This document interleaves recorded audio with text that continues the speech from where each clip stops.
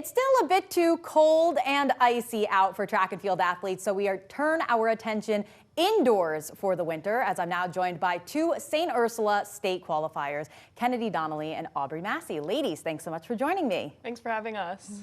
So let's just start out for each of you. How would you just say that your season's been going so far? Kennedy, if you want to start. I've been having a pretty good season. I started off about where I was at the outdoor season, and now have gotten 2 new PRs, so I've been having a really good season. And Aubrey? I think it's been a pretty good season, staying consistent with my times, and even if it's not what I want, being in the right range has been really good for me.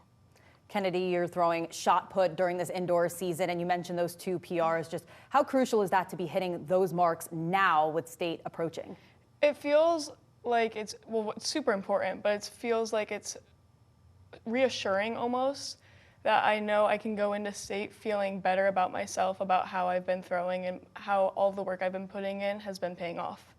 And Aubrey, you are a sprinter, and you got the 200-meter indoor record during the Michigan invite earlier this season. When you hit that record mark, first of all, just what was the reaction for yourself? My reaction was I felt confident in my training that I did, so I kind of expected to be at a better place. But it was really reassuring to be at the place that I was. And that being your favorite race, how does that propel you as well with state approaching? It allows me to kind of get a grasp on what I need to be getting towards, time-wise, and knowing what I did well in the race and what I did bad in the race.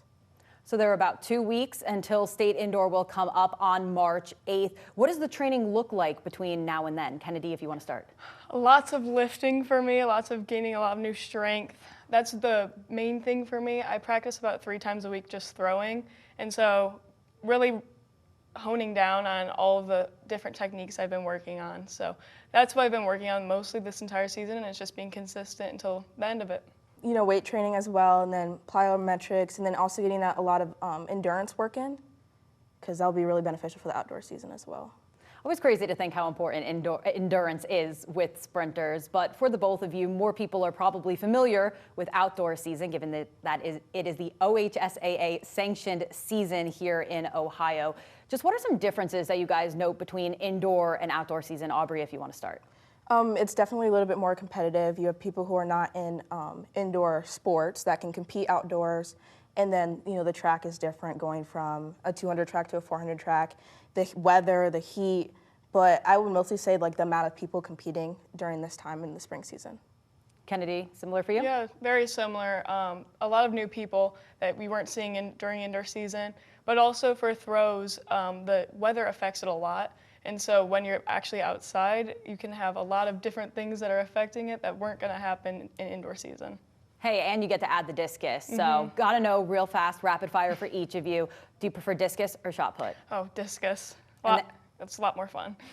And then do you prefer the indoor or outdoor track, and why? Outdoor track, for me, being kind of shorter, the bigger curve helps me a lot to gain my speed for the end of the race to stay strong. All right, ladies, well, we wish you the best of luck with state coming up. Thanks so much for being here and joining me today. Thank you for having us.